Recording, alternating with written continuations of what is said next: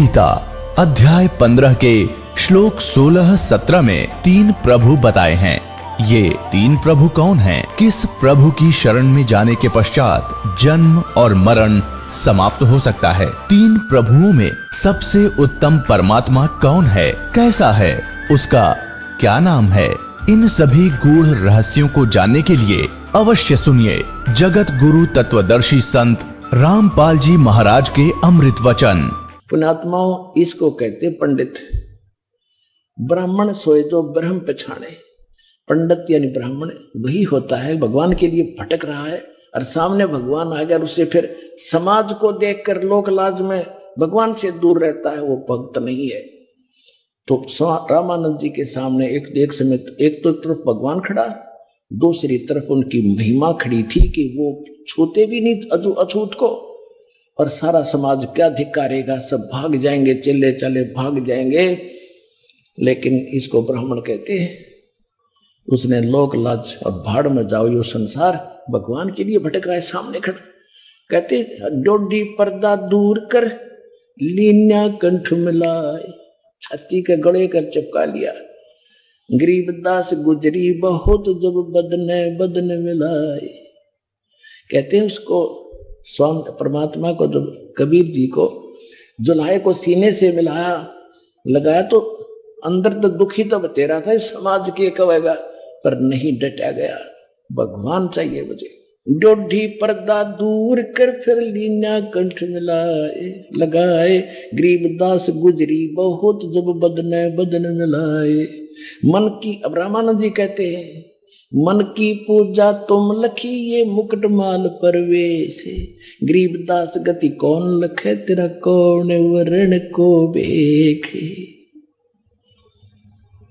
ये तो दीक्षा तुम दी ये मान ली मन मोरे, गरीबदास कोमल पुरुष और हमरा बदन कठोरे।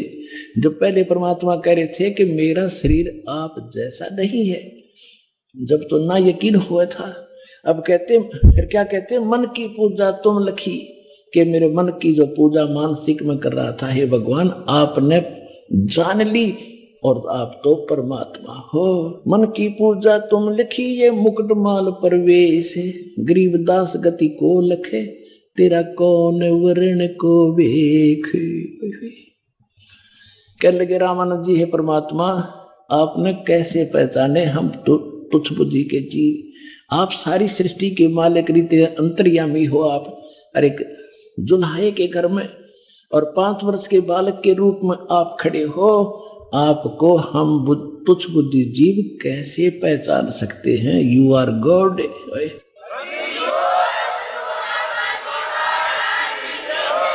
मन की पूजा तो लखी ये मुकुट माल परवेश, गरीबदास गति को लखे ये कौन वर्ण कौन भेख। कैसी तो वेशभूषा में खड़े हो और किस वर्ण में प्रकट हो? शूद्र दुल्हा अछूत, उस समय तो विघ्न था। और फिर क्या कहता है, ये तो दीक्षा तुम दे मान ले मनमोर। क्यों संकेत समझते साधु संत के परमात्मा है और मेरी फड़क, मेरे अंदर जो जाति पुतपाती का जो अड़ंगा था, यो खत्म करने के लिए इन्होंने लीला की है। तो कहते हैं जो ये तो दीक्षा तुम दे मान ली मन, ये तो शिक्षा तुम दे मान ली मन मोर। लेकिन मैं समझ गया दाता आपने किस लिए लीला की है। मेरा जो समाज वाला कुल का जो किला था, लोक लाज या तोड़ी। क्या बताते हैं कबीर साहब के, इस लोक लाज के कारण ये हंसा गया बिगो, जब यो कुल के कर लेगा जो 4 पाया का हो। आज तो तुम लोक लाज के चक्कर में भक्ति करोगे नहीं मुझसे लेकर, फिर यो कुल तुम्हारी क्या बचाव करेगा जब तुम गधे कुत्ते बनकर 4 पाए के होकर घूमया करोगे। ये कुल के लोग लठे मारा करेंगे तुम्हारे। तो स्वामी रामानंद जी कह रहे हैं, ये तो शिक्षा तुम दई मान ली मनोर, गरीबदास कोमल पुरुष और हमरा बदन कठोरे। कि जो तुम आप मुझे समझाना चाहते हो मेरे समझ में आएगी कि मैं गलत आदमी हूं, मैं भेदभाव और जाति वर्ण में भगवान से दूर हो रह जाता। लेकिन आपका शरीर तो रुई जैसा है दाता, क्योंकि जब ऐसे लगाया सीने के जैसे रुई का रबड़ पकड़ रखा हो, ऐसा शरीर दाता का। यजुर्वेद अध्याय नंबर 40 के मंत्र 8 के अंदर सप्रियागात कबीर मनीषी शुक्रम अकायम ऐसनाविरम अपाप विद्यम स्वयंभू प्रिभू व्यवधाता, उसमें लिखा है कि वो सबसे पहला सह शरीर परमात्मा कबीर विद्वान महापुरुष कबीर परमेश्वर हैं, और उनका जो शरीर है वो माता पिता के शुक्र से बना हुआ नहीं है, उस काया रहित है। ऐसनाविरम, उसमें स्नायु सिस्टम नहीं है, वो स्वयंभू है, परिभू है, सारी सृष्टि के मालिक है। और यहाँ रामानंद जी प्रमाणित कर रहे हैं और परमात्मा भी स्वयं कह रहे हैं, कहते हैं ये तो शिक्षा तुम दे मान ली मनमोर, गरीबदास कोमल पुरुष और हमरा बदन कठोर। अब उसके बाद रामानंद जी ने कहा कि बच्चा एक बात बता, और तो सारी मैं मान गया आपकी बात, एक बात बता, आपने झूठ क्यों बोला? परमात्मा ने कहा कैसे स्वामी जी? आपने ये कहा कि मेरे से आपने दीक्षा ली है, आपने कब ली मुझसे दीक्षा? स्वामी जी याद करो, जिस दिन आप स्नान करने के लिए गंगा घाट पर जा रहे थे और मैं वहां लेटा हुआ था, आपकी खड़ाऊ मेरे सिर में लगी थी, आपने मुझे आशीर्वाद दिया, बेटा राम राम बोल, मैं आपका चिल्ला, आप मेरे गुरु बन गए। अब रामानंद जी को याद आया कि वो तो 2.5 वर्ष के बच्चे, छोटी आयु के थे, आप तो बड़े उम्र हो, आप तो 5 वर्ष के बच्चे का और 2.5 वर्ष के बच्चे का शरीर का डबल डिफरेंस हो जाता है, डबल यानी दूना अंतर हो जाता है हाइट में, सारी चीजों। तो परमात्मा ने क्या किया, 2.5 वर्ष के बच्चे का रूप अन्य बनाया और एक सेवक की खटिया थी वहां झोपड़ी के बाहर, उसके ऊपर लेट के, स्वामी जी देखना ऐसा था मैं। अब स्वामी जी 6 बार तो इधर देख रहा, 6 बार वो 5 वर्ष के बच्चे की तरफ देखा, आंखें मलमल देखा, ये सामने देखो 5 वर्ष की आयु में परमात्मा गले में माला डले हुए खड़े हैं और 2.5 वर्ष के बच्चे के रूप में दूसरे बालक रूप में विराजमान हैं। रामानंद जी बाहर खड़े हैं ये सामने, और दर्शक भी बहुत से हैं, लेकिन ये चित्र बनाने वाले ने थोड़ा इनकम्प्लीट बना रखा, फिर भी समझने के लिए पर्याप्त है। तो तब फिर क्या देखा कि 5-6 बार तो उसने छोटे बच्चे को देखा, 6 बार बड़े की तरफ, फिर आंखें मलमल के कहीं मुझे धोखा तो नहीं लग रहा है। इतने में वो छोटा बच्चा उठा रूप और 5 वर्ष के बालक में समा गया। तब रामानंद जी समझ गए कि वो बालक नहीं है।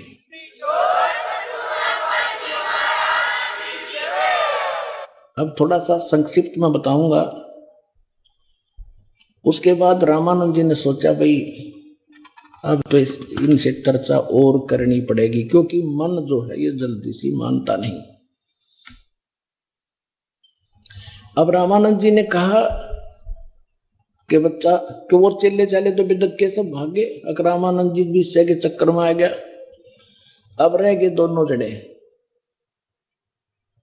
गुरु और चेला, भगवान शिष्य रूप में और स्वामी जी गुरु रूप में। अब क्या हुआ, स्वामी जी ने कहा रामानंद जी ने कि मैं बचपन से अभ्यास करता हूं और मैं अंदर बहुत दूर तक समाधिस्थ होकर देख लेता हूं। परमात्मा ने कहा स्वामी जी आप समाधिस्थ होकर देखो कहां तक पहुंचते हो। अब स्वामी जी के पहुंचे, कहते योग युक्त प्राणायाम कर जीत्या सकल शरीर, त्रिवेणी के घाट में ये अटक रहे बलवीर। त्रिकुटी तक तो आम प्लेटफार्म है, वहां तक तो साधक ठीक साधना करते पहुंच ही जाते हैं। त्रिकुटी पर तो वैसे भी जाना होता है, क्योंकि वहां से फिर अलग से रास्ते होते। एक तरफ तो इस काल की व्यवस्था है जहां ये सारे सेक्रेटरिएट हैं इसके, जैसे धर्मराज का ऑफिस है, सबसे पहले वहां अकाउंट लिया जाता है, उसके बाद वहां से फिर अलग अलग जहां जाते हैं उनको भेज दिया जाता है। वो तो एक लेफ्ट साइड का रास्ता है। राइट साइड में एक अलग व्यवस्था है, जो ऋषि होते हैं उनको अलग से स्थान दे देते हैं, वहां अपने कर्म फोड़ते रहते। 88,000 खेड़े बना रखे अलग अलग गांव से, वहां के सरपंच बना दे इनको, ये वहां मौज मारते हैं फिर वापस आ जाते हैं। और बीच में है ब्रह्मरंध्र, तीसरा ब्रह्मरंध्र। ब्रह्मरंध्र के घाट को खोलत है कोई एक, द्वारे से फिर जाते हूं ऐसे बहुत अनेक। अब परमात्मा वहां गए, रामानंद जी जब पहुंचे वहां त्रिकुटी पर परमेश्वर खड़े थे उसी रूप में जो नीचे बालक रूप में थे, और कहा स्वामी जी अब कहां जाओगे? अब पता नहीं, इससे आगे मुझे नहीं मालूम कहाँ जाना है। त्रिकुटी के उरले किनारे पर वहां तीन त्रिकोण है, नीचे से जाते ही वहां खड़े हो जाते, आगे नहीं जाने देते इनको, बस वहीं तक देख लो और वापस जाओ। तब परमात्मा ने कहा कि अब ये आगे 3 रास्ते हो गए, अब कहां जाओगे? पता नहीं कहां जाना है। परमात्मा बोले मैं बताता हूं, जब आपकी मृत्यु होगी उसके बाद आपने लेफ्ट साइड में जाना है। सबसे पहले यहाँ के न्यायाधीश का ऑफिस है, वहां तुम्हारा अकाउंट होगा। जैसे कर्म जिस भी इष्ट की तुमने साधना की है, यहां से फिर आपकी पर्ची बनेगी, वहां छोड़ दिया जाओगे। नरक की बनेगी नरक में, स्वर्ग की बनेगी स्वर्ग में, और जिस इष्ट के धाम में जाने की बनेगी उस इष्ट धाम में आप जाओगे विष्णु जी के लोक में। विष्णु जी के लोक के बाद अपने कर्म बिगाड़ के खत्म करके फिर जाओगे वापस पृथ्वी लोक में। हो सकता मनुष्य जीवन मिला या ना मिला आपको। और सामने वाला जो है ये ब्रह्मरंध्र है, इससे आगे चलकर हमारे सतलोक और उसमें जाता है ब्रह्मलोक में, और ऊपर सतलोक में। ये तुम्हारे बस का नहीं इसको खोलना। तो परमात्मा ने कहा कि आप अपने मंत्र जाप करके देखो, इस सामने वाले गेट को खोलो। उसकी कोई नहीं चली। सारे मंत्र जाप के लिए जितने नीचे करता था, ओम नमः शिवाय, ओम नमः भगवते वासुदेवाय, ब्रह्म गायत्री मंत्र जो भूर्भुवः ओम भूर्भुवः स्वर, सारे लटर कर लिया। ओम ओम भी जाप लिया, एक ही ओम जाप करते थे, उससे भी कोई लाभ नहीं हुआ। तो परमात्मा ने कहा कि मेरे पास वो सतनाम रूपी ऐसा शक्तिशाली मंत्र है 2 अक्षर का, अब मैं जाप करके दिखाता हूं आपको। लीला की दाता ने सिमरण किया, वो एकदम ऐसे कपाट खुल गए जैसे बिजली से खुलते, और कहा चल मेरे साथ। ऊपर लेके गए परमात्मा उस प्यारी आत्मा को, सब ऊपर के लोक दिखाए, सतलोक लेकर गए। वहां जाकर जब देखा कि ओहो ये तो खुद मालिक है। लंबी कथा है, समय थोड़ा है। फिर उनको वापस छोड़ दिया समाधिस्थ अवस्था में कि जाओ वापस आए। तो एकदम जैसे आदमी सोकर उठता है समाधि से, ऐसे उठा और सामने फिर बैठे वही बालक। वहां देखा था असंग ब्रह्मांड के स्वामी के रूप में वही बालक बैठा, क्योंकि पहले दूसरे रूप में थे तो मैं शरीर में बड़े, और फिर परमात्मा कबीर जी के रूप उसी अपने शिशु बच्चे रूप में 5 वर्ष के बच्चे के रूप में उस तकत यानी सिंहासन पर विराजमान हो गए थे सतलोक में। उनके ऊपर चमर अपने आप हो रहा था। एक रोम में करोड़ सूर्य मिला दे, करोड़ चंद्रमा, इतना प्रकाश था भगवान का। जब वापस आए स्वामी रामानंद जी, समाधि टूटी, सामने परमात्मा कबीर जी वही रूप में बैठे दिखे। चरणों में गिर गए वो 104 साल के वृद्ध उस 5 वर्ष के बालक के चरणों में। क्या बोले? तहा वहां चित चक्रित भया, भाई देखा फजल दरबारे, गरीबदास सजदा किए हम पाए दीदारे। तुम स्वामी में बाल बुद्धि, 104 साल का महात्मा, चारों वेदों को कंठस्थ याद करने वाला, गीता श्रीमद् भगवद गीता का कंठस्थ याद पूरा प्रवक्ता पाक रहा था। अब वो कहता जो मेरा ज्ञान था आज तक का वो तो बालक जैसा था। तुम स्वामी मैं बाल बुद्धि, ब्रह्म कर्म किए नासे, गरीबदास निज ब्रह्म तुम मेरा हो गया दृढ़ विश्वासी। निज ब्रह्म असली परमात्मा रियल गॉड आप हो, आज मुझे पूर्ण विश्वास हो गया।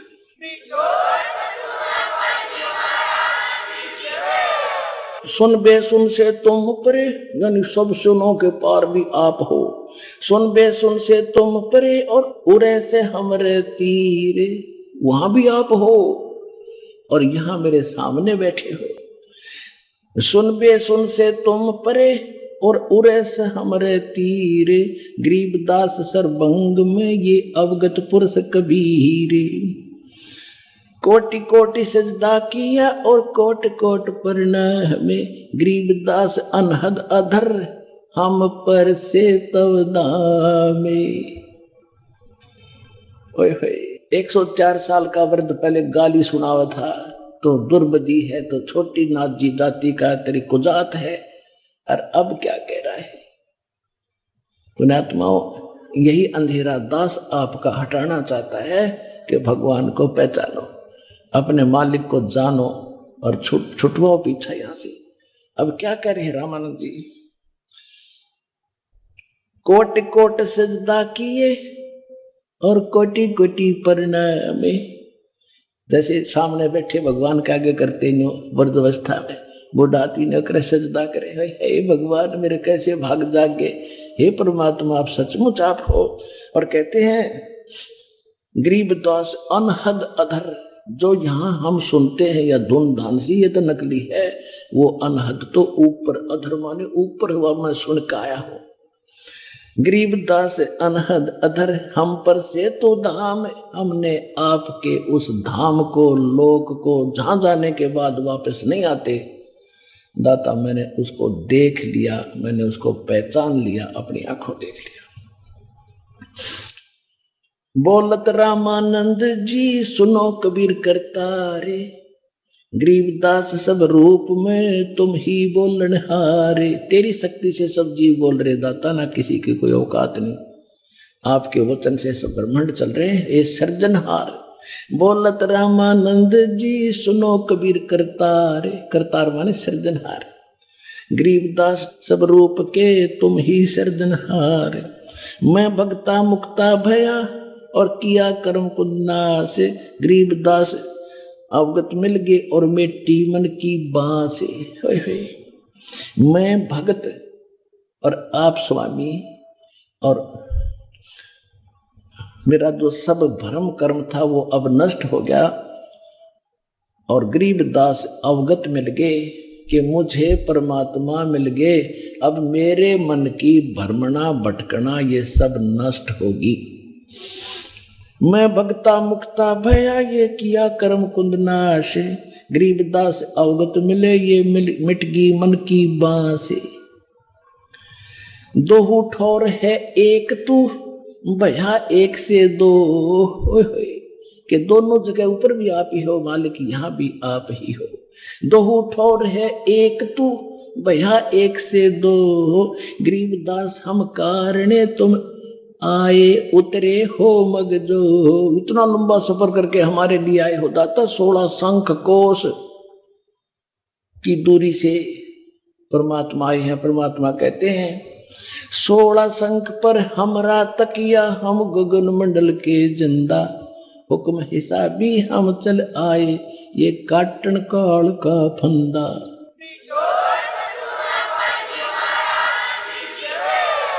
दो ठौर है एक तू भया एक से दो, गरीबदास हम कारणे तुम आ उतरे हो मगजोए। तो इस प्रकार रामानंद जी चरणों में गिर गए। परमात्मा ने कहा कि आप मेरे गुरु बने रहो, आप मेरे गुरु बने रहो, क्योंकि एक मर्यादा निभानी है। रामानंद जी कति कांप गए, पड़े पड़े कि महाराज मेरे से यह बात नहीं होगी। पहले तो मैं गलती से आपको बहुत बुरा भला कहा, मुझे माफ करो दाता, वही पाप मेरे से नहीं उठ रहा, सहन नहीं हो रहा है। लेकिन स्वामी जी परमात्मा ने कहा मैं प्रतिज्ञा दिलाता हूं, मेरी बात सुनो। पहले गुरु शिष्य का नाता बना के रखना पड़ेगा, नहीं तो आने वाले समय में काल के दूतों का दाव लग जाएगा। कबीर साहब ने कौन सा गुरु बनाया था इस प्रकार। तो कबीर साहब ने कहा कि मेरी आज्ञा मान लो, आप गुरु बने रहना फॉर्मलिटी के लिए। तब रामानंद जी रोते हुए जो आपकी आज्ञा भगवान, एक सिर्फ रोल किया था गुरु और शिष्य का हमारे लिए मर्यादा बनाए रखने के लिए। रामानंद से लक्ष्य गुरु और तारे शिष्य के भाव और चेलों की गिनती नहीं जो पद में रही समाये। गरीबदास जी कहते हैं रामानंद जैसे लाखों गुरु शिष्य बनाकर तार दिए और चेले हो जाएंगे, उनका कहना है कि कितने पार कर दें तो ये आप सब सारा संसार पार होगा जिस भक्ति को स्वीकारेंगे। वो समय आ गया।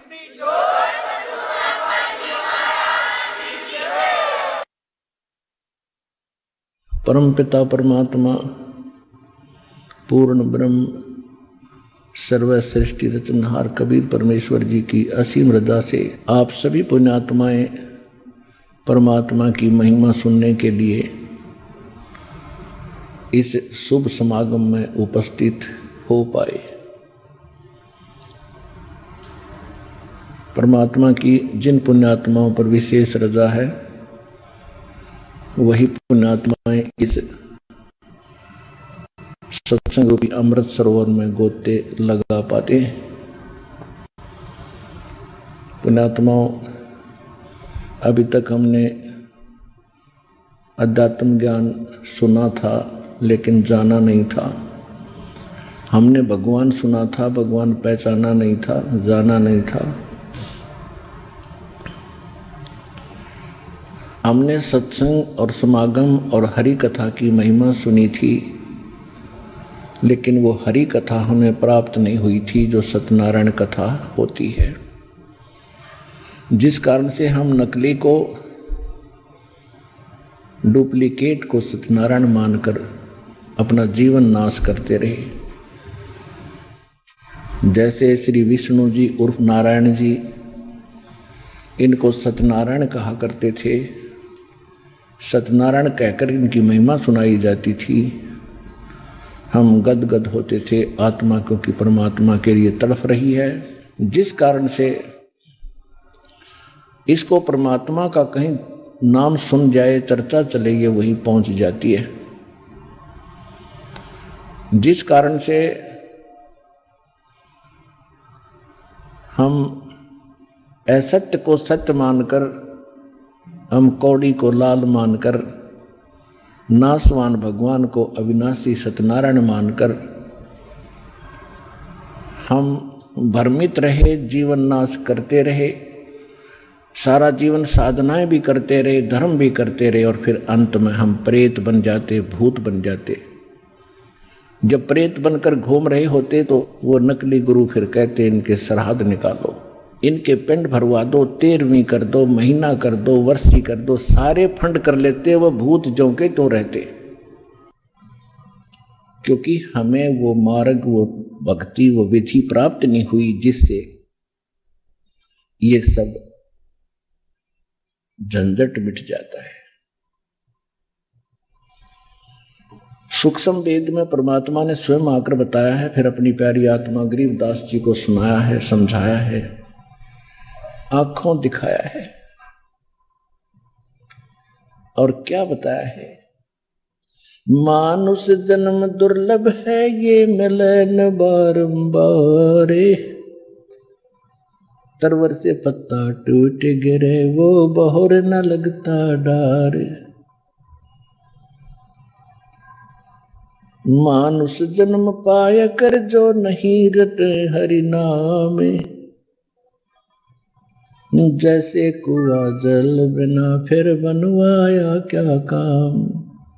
पृथ्वीपति चकवे गए, जिनके चक्र चलंत, रावण सरीखे कौन गिने, ऐसे गए अनंत।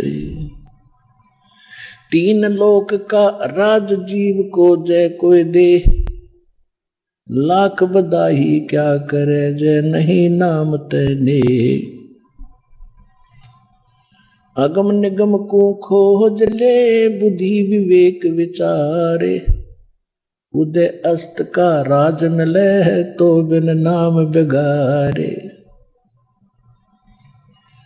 सर्व सोने की लंका थी, वो रावण से रणधीरम, एक पलक में राज बिराजी, फिर जम के पड़े जंजीरम। मन तू सुख के सागर बस रे, भाई और न ऐसा यश रे। मन तू सुख के सागर बस रे, भाई और न ऐसा यश रे। परमात्मा ने सुन यहां आकर के जिस लोक में हम रह रहे हैं, उस लोक की यथार्थता, और जिस लोक में हमें जाने के लिए वो प्रेरणा देते हैं, उस लोक की महिमा, दोनों को हमें हमारे सामने रख के परमात्मा ने हमें स्पष्ट कर दिया है कि जिस लोक में आप रह रहे हो और जिस आकांक्षा को लेकर आप जी रहे हो, सबका एक ही उद्देश्य है, ज्यादा से ज्यादा धन जोड़ूं, बढ़िया मकान बनाऊं, कई प्लाट खरीद लूं, और या बहुत सारी जमीन खरीदूं, उसमें खेती करूं, या कोई फैक्ट्री लगाऊं, तो परमात्मा हमें याद दिलाते हैं कि आपने ये सारे काम कर दिए, प्लाट भी 5-10 खरीद कर रख लिए, बैंक बैलेंस भी 10-20 करोड़ बना दिया, और कल तेरी टिकट कट गई, मृत्यु होगी, बुद्धू तूने क्या किया इस जीवन का। सर्व सोने की लंका थी वो रावण से रणधीर, एक पलक में राज राज्य जम के पड़े जंजीर, मन तू सुख के सागर बसरे भाई और न ऐसा यसरे। कहते यहां की फोकट महिमा तुम बनाए बैठे हो, किसी ने कोठी बना ली बढ़िया सी, अन्य गरीब व्यक्तियों के बीच में वो महिमा का पात्र बना हुआ है, लेकिन वो यश थोड़े से दिन का है, उसके पश्चात मृत्यु होगी। मृत्यु के उपरांत ना जाने कहां गधा बनकर घूम रहा होगा, कुम्हार उसका लठ मार रहा होगा, और कोठी में कौन बैठा फिर। परमात्मा कहते हैं यदि तूने रावण जैसी महिमा भी प्राप्त कर ली, जिसके पास सारी सोने की लंका थी, आपके पास तो 200 ग्राम सोना हो जाए तो कूदता फिरे, और पता नहीं के बन बैठे। कहते उसने सोने के महल बना रखे थे, जैसे गारा में ईंट पका के बनाते, और अंत में कुत्ते वाली मौत मेरा, उसके नाम से भी लज्जा आती है यदि सत भक्ति नहीं की। और इतना धन और इतनी महिमा तुम कभी प्राप्त नहीं कर सकते, तो सारा जीवन सिर पटक लेना। तो परमात्मा हमें क्या बताना चाहते हैं कि रावण जैसी भक्ति तुम नहीं कर सकते इन 3 देवताओं की। रावण जैसी भक्ति जो शिव का पुजारी था, तमगुण शिव का वो पुजारी था, ऐसी सच्ची श्रद्धा और लगन से समर्पित भाव से उन्होंने भक्ति की, यहां से अपना धड़ भी काट के समर्पित कर दिया। ये भक्ति तो तुम 7 जन्म नहीं कर सकते जो शिव के पुजारी बने बैठे हैं, अन्नरी जय बोलते रहते हैं, बोले की जय, बम बोले, ये तो बनावटी बातें हैं। और उस इतनी भक्ति भी कर ली तो क्या प्राप्त हुआ उसको। हमने इस निर्णय पर आना है, मान लीजिए आप भी ऐसा कर सकते हैं, क्योंकि परमात्मा के लिए तो ये बताया कि सिर के साटे भगवान मिले।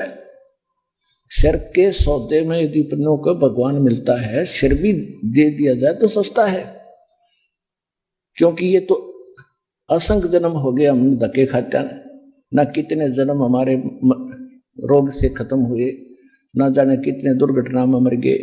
तो हम अध्यात्म मार्ग में ये भी सस्ता बताया है, तो हम कर भी सकते हैं, लेकिन उसके करने से लाभ क्या हुआ।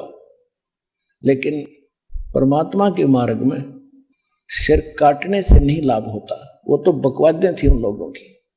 और वो श्रद्धालु थे, जो रावण एक श्रद्धालु व्यक्ति था, उसको गुरु गलत मिल जाने से वो राक्षस बन गया, और साधना सिर धड़की बाजी ला के कर ली, और फिर भी सफलता हासिल नहीं हुई। और संत मार्ग क्या है, सिर सौंप्या गुरुदेव को, सफल हुआ ये शीश, सिर सौंप्या गुरुदेव को, सफल होया ये शीश, नित्यानंद इस शीश पर आप बसे जगदीश। सिर कैसे सौंपना होता है, कोई काट के सौंपना नहीं होता, काटने के बाद तक काम मत खराब हो गया सारा ही। एक गुरुजी थे, अपने शिष्यों को गुरुदेव की महिमा भी सुनाया करते हैं सत्संग के साथ साथ, कि भी गुरुजी की आज्ञा का पालन करना अनिवार्य है। यदि आप गुरु आज्ञा का पालन नहीं करते हैं तो भक्तिहीन हो जाते हो, आपकी आस्था नहीं मानी जाती, आप भक्ति से दूर हो जाते हो, परमात्मा रुष्ट हो जाता है। गुरु जी की आज्ञा का पालन करना शिष्य का परम कर्तव्य होता है। भाई जो गुरु बचन पे डट गे रकट गे फंद 84 के, भाई जो गुरु बचन पे डट गे रे कट गे फंद 84 के, कट गे फंद 84 के रे कट गे फंद 84 के।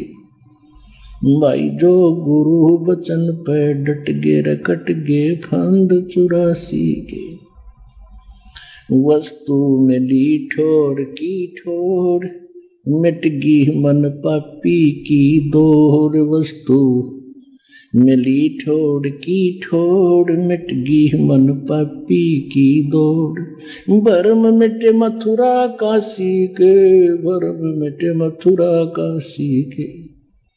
भाई जो गुरु बचन पे डट गे रे कट गे फंद 84 के।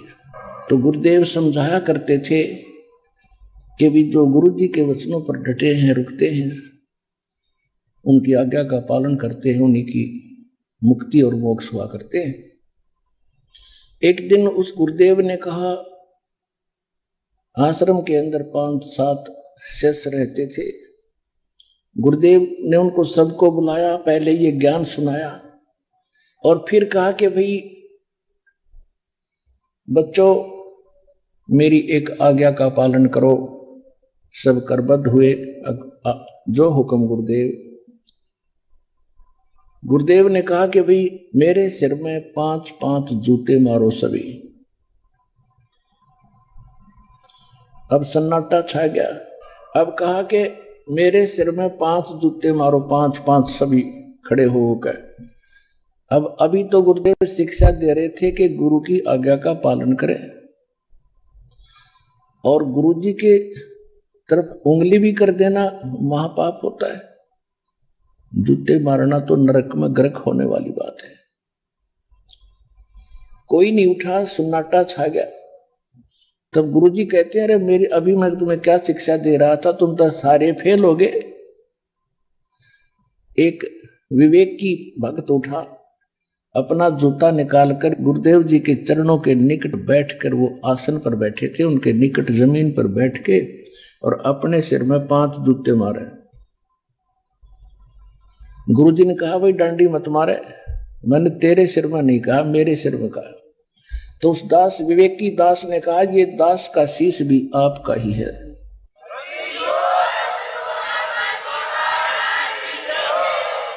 क्या गुरुदेव आप इसको बेगाना समझते हैं?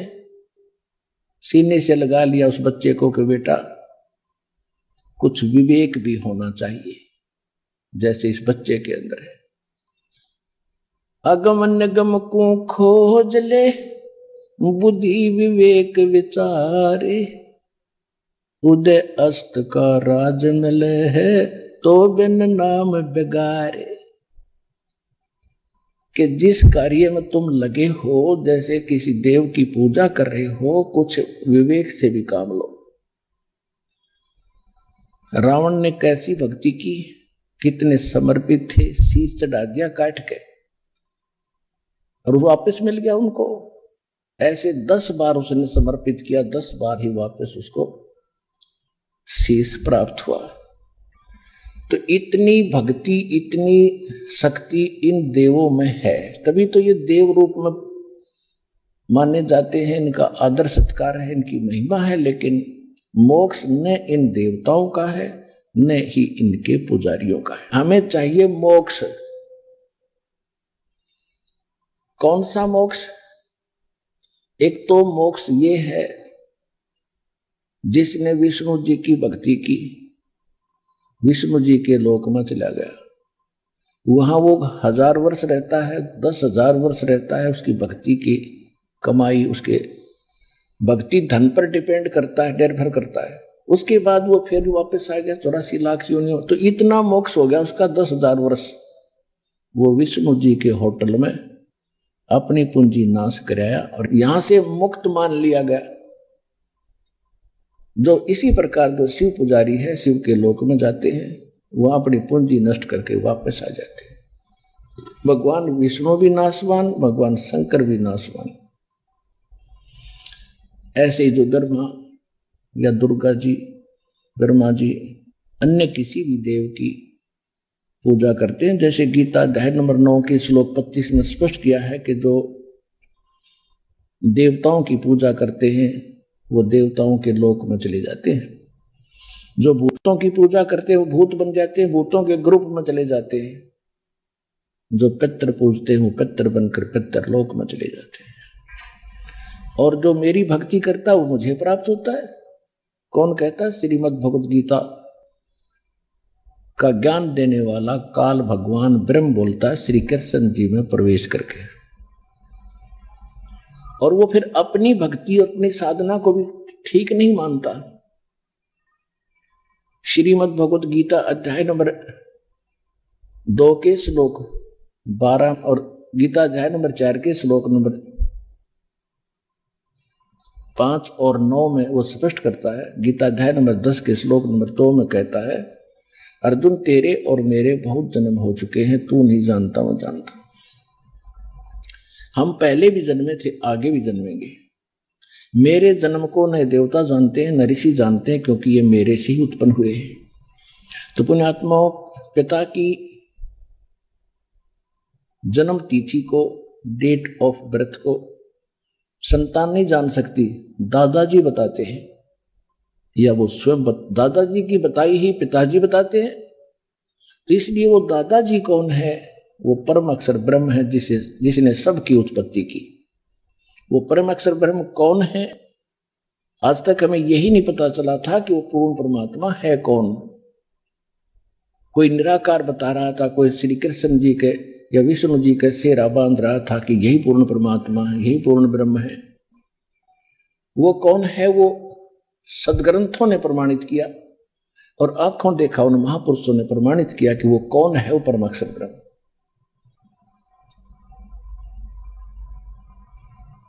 आदरणीय गरीबदास साहिब जी ने कहा कि हम सुल्तानी नानक तारे दादू को उपदेश दिया, जात जुलाहा भेद न पाया, वो काशी महे कबीर हुआ।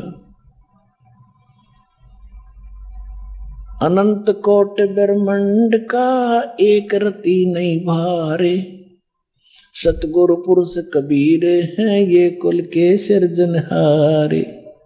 वो परम अक्षर ब्रह्म कौन है? उसका नाम क्या है? आंखों प्रत्यक्ष दृष्टाओं ने, पुण्यात्माओं, 2 गवाह यदि सही गुजर जाते हैं तो निर्दोष और दोषी सिद्ध हो जाते हैं 2 गवाहों से। और दास ने आपके समक्ष आधा दर्जन विटनेस रख दिए हैं, खड़े कर दिए हैं। धानक रूप रहा करता, जिन मुझको निज नाम दिया, सोई सतगुर हमार, दादू दूसरा कोई नहीं, कबीर सज्जनार। आदरणीय धनदास साहिब जी ने, आदरणीय मुल्कदास साहिब जी ने, आदरणीय नानक साहिब जी ने, आदरणीय दादू साहिब जी ने, आदरणीय गरीबदास साहिब गांव चुरानी जिला झज्जर हरियाणा वाले ने, आदरणीय घीसा दास साहिब ने गांव खेकड़ा जिला बागपत और यूपी वाले ने, और स्वामी रामानंद काशी वाले ने, इन 6 महापुरुषों ने प्रमाणित कर दिया है कि पूर्ण परमात्मा सबका सृजनहार वो परमात्मा है जो बनारस काशी शहर में 120 वर्ष तक एक जुल्हे की भूमिका करके और अपना ज्ञान भी प्रचार किया करते थे। वो धानक रूप रहा करता। 6 गवाह, 6 विटनेस, और कोई किसी अन्य, किसी जिसको तुम भगवान मानते हो, एक गवाह दिखा दो मुझे, और फिर उसके साथ सदग्रंथों प्रमाण दिखाना कि ये लीला यहां भी है, तो कोई नहीं है। केवल एक कबीर भगवान है, वो परम अक्षर ब्रह्म है। तो यहां गीता ज्ञान दाता कह रहा है कि मेरी उत्पत्ति को ये नहीं जानते ब्रह्मा विष्णु महेश जो मुझसे उत्पन्न हुए सभी देवता और ऋषि, तो उसकी उत्पत्ति किसने बताई है? उस दादाजी ने बताई है। कौन ब्रह्मा का पिता है, कौन विष्णु की मां, शंकर का दादा कौन है, वही हमको जो बता। तो हम सबका जनक और सबका दादा वो परम अक्षर ब्रह्म है, जिसने इस ज्योत स्वरूपी निरंजन काल ब्रह्म की भी उत्पत्ति बताई। ये कैसे जन्मा? एक अंडे से उत्पन्न हुआ।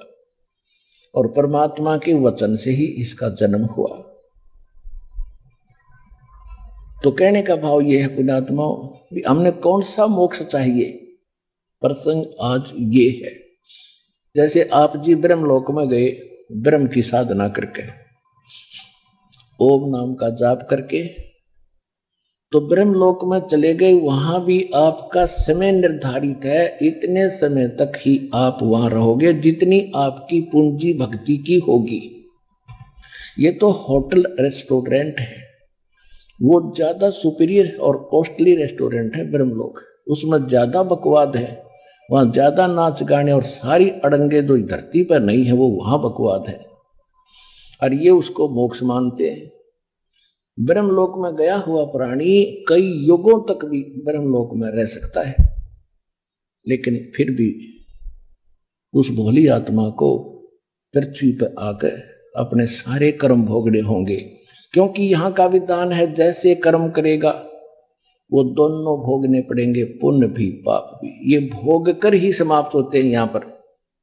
और जिस समय हम परमात्मा कबीर जी उस परम अक्षर ब्रह्म की शरण में सत भक्ति करते हैं, उसके परम संत की शरण में आकर नकली कबीर पंथियों से भी कोई लाभ होने वाला नहीं है। उसके बाद आपके पाप नाश हो जाएंगे। जब ही सतनाम हृदय धरो, भयो पाप को नासे, जैसे चिंगारी अग्नि की भाई पड़े पुराने घासे। न तो ब्रह्मा जी, न तो विष्णु जी, न ब्रह्मा, न शिव, न ब्रह्म, न परब्रह्म, न दुर्गा, कोई भी आपके प्रारब्ध या संचित किसी भी कर्म को वो नष्ट समाप्त नहीं कर सकते। आपको दोनों भोगने होते हैं। और जब हम परमेश्वर की शरण में, कबीर साहिब की शरण में आते हैं, तो परमात्मा आपके संचित कर्मों में आग लगाएगा जो असंख्य जन्मों के ढेर लगे पड़े हैं आपके, और उनको भोगने में तो आप असंख्य जन्म भी, क्योंकि यहां आते फिर उतने पाप बन जाते। यहां पुण्य तो कोई बनता ही नहीं आपसे। पुण्य क्यों नहीं बनता, पहले ये कंसेप्ट क्लियर करते हैं। जब ही सतनाम हृदय धरो और भयो पाप को नासे, जैसे चिंगारी अग्नि की वही पड़ी पुराने घास। चाहे 1000 टन सूखा घास पड़ा हो, उसमें एक माचिस की सीख लगा दे, सारे को फूक कर सहा कर दे, क्योंकि तो व्यर्थ पड़ा था, अड़ंगा था, वो काम भी आण का नहीं था, दुख दे रहा था, और उसमें आग लगा दी, वो ढेर सारा जलकर राख बन गई थोड़ी सी, और फिर चली हवा आंधी, वो ग्राउंड भी साफ कर दिया। जैसे सूरज के आगे बदरा, ऐसे कर्म छयारे, प्रेम की पवन करे चित मंजन झलको तेज नयारे। जैसे सूर्य के सामने बदल आ जाते हैं, बादल उसके वास्तविक प्रकाश को हम तक नहीं आने देते, वास्तविक लाभ हम प्राप्त नहीं कर रहे। और जब तेज हवा चलती है, बादलों को तितर बितर कर देती है, फिर सूर्य का प्रकाश और उष्णता हमें सीधी मिल रही होती है। इसी प्रकार आत्मा और परमात्मा के बीच में हमारे पाप कर्मों का एक बहुत बड़ा बादल छाए हुए हैं।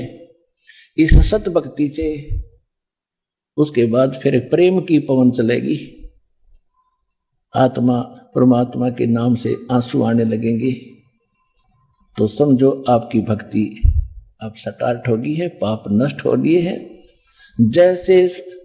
जैसे सूरज के आगे बदरा, ऐसे कर्म छयारे, प्रेम की पवन करे चितमंजन झलको तेज नयारे। तो परमात्मा कबीर साहिब की शरण में आने से आपके सर्व पाप नष्ट हो जाएंगे। इसके प्रमाण में यजुर्वेद अध्याय नंबर 8 के मंत्र नंबर 13 में भी 6 बार लिखा है कि परमात्मा घोर पाप का विनाश कर देता है, चाहे गलती से भी पहले पूर्व के और किसी प्रकार के भी आपके पाप हैं, सबका नाश कर देता है। और ये नकली विद्वान ऋषि महर्षि नकली, ये दानंद जैसे सिरफिरे वेद का नाम ले, और जितने भी ऋषि हुए सारे वेद को तो प्रथम मान ही रहे थे और ज्ञान इसके विपरीत देते थे।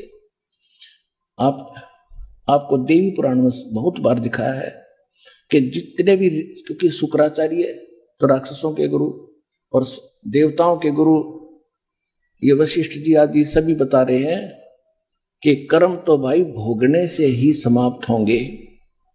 ये समझ लो कि जैसे आपको सुख प्राप्त है तो आपके पुण्य कम हो रहे हैं, और दुख प्राप्त है तो आपके पाप घट रहे हैं। इनका तो ये संविधान है। और परमात्मा का विधान क्या है कि सबसे पहले परमात्मा जो सच्ची भक्ति, सच्ची लगन, सच्ची श्रद्धा आपकी देखेगा, आपके संचित कर्मों में आग लगाओगा, और उसके बाद फिर आपके कर्म सुधरेंगे, क्योंकि भक्ति ज्ञान ऐसा मिलेगा आपको, आप भविष्य में गलती कर ही नहीं सकते। और फिर रही प्रारब्ध की बातें।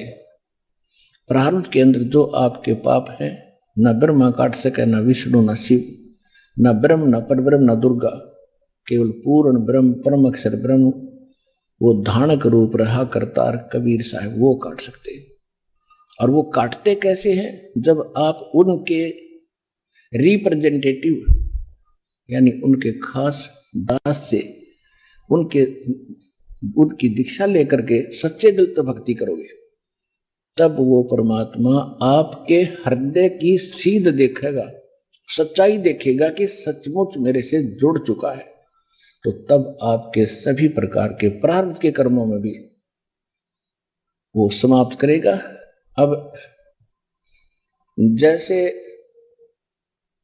जिस समय आपकी स्थिति ऐसी हो जाएगी, बंदी छोड़ दयाल जी तुम तक हमारी दौड़े, जैसे काग जहाज का अब सूजत और न ठोरे।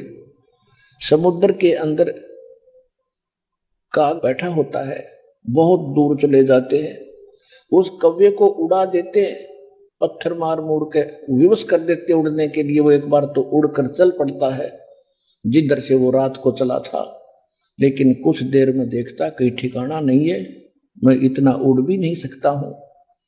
तो घूम फिर के वो जहाज पर ही आकर अपने जीवन रक्षा का ठिकाना समझता है।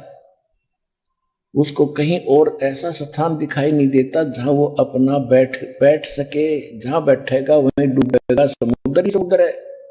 तो जिसमें आपको आपके ज्ञान की स्थिति इतनी ऊंची उठ जाएगी, उत्थान होगा आपकी बुद्धि का, कि आपको कबीर साहब के अतिरिक्त कोई भगवान दिखाई नहीं देगा, है भी नहीं। तो उस समय, और इसके अतिरिक्त आप किसी से सपने में इच्छा नहीं करोगे कि मुझे वहां कोई राहत मिलेगी। वो तो डुबोन के हैं, वो तो समुद्र ही समुद्र है। ये भाव सागर कहलाता है। आइए अब हम उन श्रद्धालुओं के अनुभव जानते हैं जो जगत गुरु तत्वदर्शी संत रामपाल जी महाराज जी से दीक्षा प्राप्त कर चुके हैं तथा उनके द्वारा बताए गए भक्ति मार्ग पर चल रहे हैं। नमस्कार बहन जी। सत साहेब। क्या शुभ नाम है आपका? कविता रानी है। कविता रानी जी, आप कहाँ से आए हैं? अंबाला जिला, गांव बकनौर।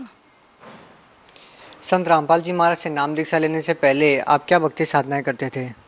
जी, भक्ति साधना तो ऐसे करते थे जैसे सभी लोग करते हैं। हम लोग पहले सिख समाज से खत्री थे हम जात में, जैसे गुरुद्वारे जाना दोनों टाइम। और ऐसे मैंने पहले भी 5-6 साल अमृत हरमंदर साहब अकाल तख्त से नाम अमृत छक्या हुआ था पहले मैंने। उसके बाद में धीरे धीरे फिर मैंने माता जी की भी, उसकी भी पूजा कर, अपना गुरु नानक, गुरु गोविंद सिंह की या गुरु नानक जी की जो अमृत जैसे लोग छकाते थे वैसे मैंने छका। और छकने के बाद में मेरी समझो मेरी हो गई। उसके बाद में मैंने उनके घर में आने के बाद में समझो मैंने अमृत खंड करके और माता की भक्ति में लग गई। जैसे सभी लोग, मेरी सास वगैरह माता को मानती थी, मैं भी थोड़ा थोड़ा मानने लगी। ये दिल में इतना विश्वास हो गया कि माता को इतना मानने लगी कि मैं चाहती थी कि जो कुछ कर रही मेरी माता कर रही है। और माता कहाँ से मानती थी? जैसे आप यूपी में कटनी जिला पे माँ शारदा का मंदिर जानते होगे शायद, ऊपर में है बिल्कुल पहाड़ की चोटी पे। और वहाँ से मेरे छोटे होते मैं एक बार अपने डैडी मम्मी के साथ में जरूर गई थी, और वहाँ से इतनी भक्ति बन गई कि जो अमृत भी छके वैसे वो भी मैं खंड करके माता के चरणों में लग गई। और माता की इतनी भक्ति हो गई कि जैसे मेरे पे ना माता की हाजिरी आने लगी। कब आने लगी? जब एक बेटी थी, वो मेरे गर्भ में 3 महीने की थी। उस टाइम मेरे को माता ने बताया कि आप लड़के की मांग रख रहे हो, लड़का नहीं, आपको लड़की ही मिलेगी, और चाहे मुझे मानो चाहे नहीं मानो। मैं फिर भी भक्ति करती रही। उसके बाद में मेरा बेटा हुआ, बेटा 6 महीने का हुआ। 6 महीने के बाद में वो माता ने मेरे, समझो जैसे नराते 9 होते हैं और 8 नराते में मैंने माता की जोत लाई, और उस पे ही माता ने मेरे शरीर पे प्रवेश करके, और ऐसे हो गई जैसे मुझे पता नहीं लगने लगा कि मैं क्या करूं। फिर माता को मैं बेटा मेरा 6 महीने का था, और माता मेरे शरीर पे आके, माता भी क्या हो तो बाद में गुरु के चरण में आने से बाद से पता लगा हमें कि भूत प्रेत भी होते हैं। हमें नहीं पता था कि भूत प्रेत भी होते हैं, और मैं इस बात में विश्वास भी नहीं करती थी कि भूत प्रेत होते हैं। फिर मैं माता को मनने लगी, और उसके बाद में वो प्रवेश हो गए मेरे शरीर में, और ऐसी इतनी जोर जोर से चौकी देने लगी। फर्स्ट टाइम माता 8वें नराते में माता मेरे शरीर में प्रवेश हो गई, और उसके बाद में फिर 6 महीने के बाद, फिर साल के बाद, ऐसे आते आते फिर वो आई महीने टाइम मेरे को पकड़ ली। वे जैसे आई पूर्णवासी, जैसे कहीं माता का जग होना, कहीं भंडारे होने, कहीं टोल बजना, मैं वहीं चले जाती थी, और वहां जाके मैंने हाजिरियां देनी। इतना मेरा बुरा हाल हो जाता था कि घर में रात में रोटी भी नहीं बनती थी मेरे पे। फिर मेरी जैसी सहेली हो गई, मेरे पड़ोसी हो गई, मेरे अब तो रिश्तेदारों ने भी मेरा साथ छोड़ दिया था। क्यों छोड़ दिया था कि ये अकेली है, हम ये ऐसे रहती है, हम इसका कब तक साथ देंगे। फिर बस मेरी कुछ सहेली बनी, कुछ पड़ोसी हुए, मेरे को दवाई भी दिलाते थे, और किस टाइम तो रोटी भी बना के जाते थे मेरी। फिर भी मैंने कहा कि माता तेरी भक्ति कर रही हूँ, और फिर भी मैंने छोड़ा नहीं उसको, फिर भी करती रही। आप संत रामपाल जी महाराज की शरण में कैसे आए? जी, वो तो सिर्फ एक परमात्मा की ऐसी शरण हुई, कृपा हुई कि जो हम उसके शरण में जा सके। कि एक मेरी सहेली थी, उसके बच्चे को भी आई मैंने 2 बारी खून चढ़ता था। उसके घर में एक बसेश्वर भगत हैं, वो हमारे पास में, वो सतगुरु रामपाल जी महाराज के साथ में जुड़े थे पहले। वो उनके घर में आए करवा चौथ वाले दिन चूड़ी डालने के लिए, तो वहां पर ये बात चली। कहने लगे कि आप वहां से नामदान लो, और वहां से आपको कम से कम आपका बेटा ठीक हो जाएगा। फिर वो मेरी सहेली कहने लगी वहां जाने का कोई फायदा नहीं है, हम अपने देवी देवते नहीं छोड़ सकते हैं। ऐसे कैसे संत हैं जो देवी देवते छड़वाते हैं वो। फिर हमने 1 साल ऐसे निकाल दिया। उसके बाद में फिर वही करवा चौथ और वही चूड़ी डालने के लिए फिर आ गए। फिर हमने फिर भी सोचा, फिर हमने बोला कि चल कह रहे हैं तो एक बार इस देखने में तो कोई हर्ज नहीं है। फिर वो गहरी नजर गीता हमें देकर गए। उन्होंने बताया कि आप सृष्टि रचना पढ़ो थोड़ा जा, और हम दोनों ने 3 दिन सृष्टि रचना हमने पढ़ी। थोड़ी थोड़ी हमें बात समझ में आई। फिर मैं कहने लगी कि मैं माता की इतनी भगत हूँ, और इतने इसमें प्रमाण है कि सतगुरु रामपाल जी महाराज इतनी अच्छी भक्ति कराते हैं कि सभी दुख बीमारी से तो दूर होंगे, और लख 84 लाख से हमें मुक्ति मिलके सतलोक जाने का रास्ता मिलेगा। मगर हमें इस गल का बात पहले नहीं पता था हमें। फिर भी हम चलो जी उनके कहने से चले गए, और घर से मैं आपसे हाथ जोड़ के, अरे उस परमात्मा की शरण में हाथ जोड़ के मैं माफी मांगना चाहूंगी कि मैं माता की भक्ति में इतनी अंधी सी कि मैं घर से ललकार के निकली थी कि अगर जो गुरु जी होए तो मुझे झुका लेंगे, मगर मुझे सभी कहते थे कि गुरु बनाओ, मैं बनाती नहीं। फिर भी मैं वहां चले गई, और जाने के बाद में मैं कहने लगी सामने में कैसे हैं। अंदर में जाने से पता लगा ओहो हम तो गुरु जी के पता नहीं, एक यहाँ से हम बहुत पहले से आते हैं और सबको जानते हैं, और वहाँ इतना अच्छा वातावरण, अपने बहन भाई ऐसे हैं, अपने घर के भी ऐसे नहीं पूछते हमें। फिर वहाँ जाने से भी कोई कहते भगत पहले आप भी रोटी खाओ, यहाँ पर पानी है, यहाँ पर इतनी सेवा, इतनी हमें इतनी देखभाल अपने बहन भाई भी नहीं करते हैं। फिर हमने वहाँ पर पहले जाके भंडारा करा, और फिर जाके गुरुजी के पास में आशीर्वाद लिया, और वहाँ आशीर्वाद लिया भी नहीं मैंने। अभी मेरे साथ की सहेली थी वो सामने में हुई, और मैं गुरुजी के अभी दूर पे खड़ी थी, और सामने में गुरुजी ऐसे भी आशीर्वाद दे रही थी, और मैं गुरुजी को देख के ऐसे लगने लगा कि मैं कब से जानती हूँ। और मैं देख के आप मानोगे नहीं ना कि मेरे पैर से ना कम से कम 2-2, 3-3 इंच मेरे पैर में जंप लग गए। ऐसे ऐसे ऐसे उछलने लगी मैं, और रोने लगी बहुत जोर से कि मैं कहती परमात्मा अगर जो भी है तो आप हो यहाँ पर। फिर मैंने गुरुजी के जैसे, और मेरे जब गुरुजी के पास में गई थी, और जो माता की भक्ति करती थी पहले मैं उससे गुरुजी के पहले, मेरे पूरे शरीर बॉडी में इतना जलन और इतना सेक था ना कि मैं उसका इलाज मेरा कहीं भी नहीं था। देखिए, पहले आप देवी देवताओं की पूजा करते थे, आप गुरुद्वारे में भी जाते थे, आपने अमृत भी छक रखा था। इतना सब कुछ करने के बाद भी आप भूत प्रेत की बाधाओं से पीड़ित थे। तो क्या संत रामपाल जी महाराज की शरण में आने के बाद आपकी सारी समस्याएं दूर हो गई? जी हाँ, बहुत जल्दी 8 दिन में गुरुजी ने बोल तो फर्स्ट टाइम जिस टाइम हाथ रखा था उसी टाइम तो मेरे शरीर की जैसे शरीर में जितनी ज्वाला थी उसी टाइम ठंडी हो गई। मगर जब थोड़ा जैसे मैंने साधना घर में भक्ति करने लगी, परमात्मा की इतनी मेहर हुई सतगुरु रामपाल जी महाराज की, मेरे 8 दिन में मेरे सब पूरे शरीर का जो ज्वाला थी शरीर में, सर से लेके पांव तक जो सेक था वो तो मेरे 8 दिन में समाप्त हो गया, बिल्कुल साफ हो गया। और उसके बाद में और जो हाजिरी में पहले देती थी माता की, उसमें आप मानो चाहे नहीं मानो, मैं जानती हूं और मेरा परमात्मा जानता है कि मेरे शरीर के अंदर में 24 घंटा भी मैं ऐसे भी खड़ी हूं ना, तो ऐसे करके मैं घर में भी बैठती थी, 2-3 बच्चों को अपने छोटे छोटे हैं उनको चढ़ा लेती थी ऊपर में कि बेटा मैं हिल रही हूं, पर मेरे को रोकने की कोशिश करना। वो किसके वजह से होता था कि वो जो मैं माता की भक्ति करती थी, 24 घंटा मेरे सर पे ऐसे होता था कि जैसे यहाँ पर मेरे कोई ना कोई जैसे 50-60 किलो का इंसान यहाँ पर कंधे पे बैठा हुआ है, और मैं उसको रोकने की कोशिश करती थी मगर वो रुकता नहीं था। क्यों नहीं रुकता था? कि वो भूत बाधा थी, मुझे पता नहीं था। और ऐसे नहीं कि मैंने और कोई संतों पे नहीं गई हूँ, हमारे यहाँ पर करके देवीगढ़ के पास में है, वो जैसे लबाणियों का गुरु है, वो उनका भी इतना प्रचार नहीं है, घरों घरों में प्रचार है थोड़े बहुत में, मगर जहां तक उनका प्रचार है वहां से लोग बहुत से ठीक भी हो रहे हैं, मगर वो लक्ष्य 84 मुक्ति से साधना वहां नहीं है और पूरी भक्ति भी नहीं है, सिर्फ वो माता वगैरह की भक्ति बताते हैं। कि मैं वहां जाने से बाद में मैं ठीक नहीं हुई थी, और मैं सतगुरु रामपाल जी महाराज के पास आने से आज मैं पूर्ण तरह से ठीक हूँ। पहले जो आपको भूत प्रेत की बाधाएं थी, इतनी साधनाएं करने के बाद भी आप उससे जूझ रहे थे, तो क्या आज आप बिल्कुल ठीक हैं? जी हाँ, मैं बिल्कुल ठीक हूँ और परमात्मा की ऐसी कृपा है। बाकी सभी घर में ठीक हैं, मेरी सास ने, मेरे ससुर ने, उन्होंने भी नामदान लिया है, मेरे भगत जी हैं उन्होंने भी नामदान लिया हुआ है, अभी वो दुबई में है, अभी देखो 3-4 साल हो गए उनको गए हुए, अभी परमात्मा की भक्ति कर रहे हैं। देखिए, संत रामपाल जी महाराज के बारे में ये कहा जाता है कि वो देवी देवताओं की भक्ति छुड़वाते हैं, आप क्या कहना चाहेंगे इसके बारे में? जी नहीं, वो किसी देवी देवता को छड़वाते नहीं है, वो ग्रंथ में जो उनकी साधना है देवी देवता की, वो शास्त्र के अनुसार करवाते हैं। उसको कैसे करने हैं और किस तरह उसका भी प्रमाण कहाँ है और कैसे भक्ति करनी है, वो हमारे गुरुजी बताते हैं कि अभी तक किसी धर्म गुरु को नहीं पता है इस बात का। बहन जी, देखिए, आप ये कैसे कह सकते हैं कि संत रामपाल जी महाराज जो ज्ञान बताते हैं वही सत्य ज्ञान है और जो अन्य धर्मगुरु बताते हैं वो गलत है? और ऐसे है ना कि अगर आजकल सभी पढ़ी लिखी दुनिया है, ऐसे कोई नहीं समाज में नहीं है जो कोई आजकल छोटा से छोटा और बड़े से बड़े सभी पढ़े लिखे हैं। और ऐसे करो, आप एक बारी देखो और देखिए अपने ग्रंथ के साथ में मिलाओ, पहले देखो तो सही कि कहाँ इसका प्रमाण है, कैसे भक्ति करनी चाहिए और भक्ति सही कौन सी है, और आपके ऊपर निर्भर है। ये नहीं कहते कि गुरुजी हमें देखो, गुरुजी सिर्फ बताते हैं और आपने करना है क्या क्या सही है और क्या गलत है। देखिए, संत रामपाल जी महाराज जी सत भक्ति देते हैं, तो वो अक्सर विवादों में क्यों रहते हैं? और वो जो सही बता रहे हैं और सब धर्म गुरुओं की दुकानें बंद हो रही हैं और उनका धंधा बंद हो रहा है, इसके लिए कि जो हमारे गुरुजी हैं समाज सुधार रहे हैं, और समाज में जैसे दहेज लेना नहीं ना देना है, और जैसे बीड़ी सिगरेट घर में, अब तो गुरु के नाम से ही सभी ये सब जितनी गंदगी घर में है पहले से मौजूद, ये सभी ऑटोमेटिक साफ होते चली जाएंगी।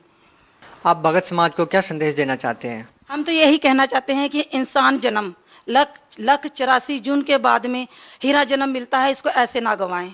परमात्मा की सही भक्ति और सही गुरु की पहचान करके और अपना नाम लेकर अपने सतलोक और अपने असली घर को चलें। देखिए, भगत समाज इस बात का निर्णय कैसे कर सकते हैं कि इन सभी में से सच्चा गुरु कौन है? हमारे ग्रंथ हमारे प्रमाण हैं, हमारे ग्रंथ हमारे प्रमाण हैं। आप अपने ग्रंथ को देखो, हमारे गुरु जो झूठ बोल रहे थे, आपके घर में ग्रंथ है, कहीं से भी ले आओ जहां से आपका विश्वास है, और वहां से ले आके आप इसके साथ में मिलाओ कि देखो इसका प्रमाण है कहीं। जी, बहुत बहुत धन्यवाद आपका। साहेब,